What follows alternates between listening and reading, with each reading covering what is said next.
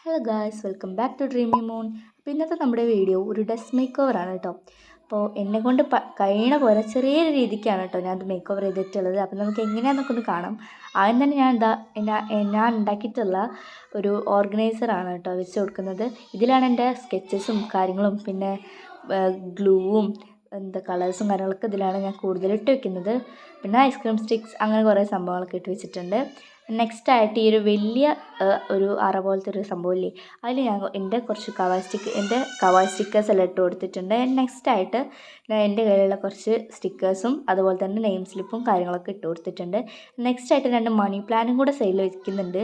വെറുതെ ഒരു രസത്തിന് വെച്ചതാണ് കേട്ടോ. പിന്നെ ഈ കാണുന്നത് എൻ്റെ ജനറൽ സപ്ലൈസിന് മാത്രമായിട്ടുള്ള ഒരു ബോക്സാണ്.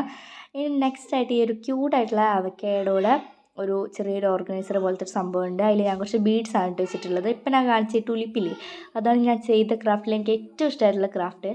അപ്പോൾ നെക്സ്റ്റ് ആയിട്ട് ഈ ഒരു കോഴിക്കുട്ടീനെയാണ്, കുഞ്ഞിക്കോഴി.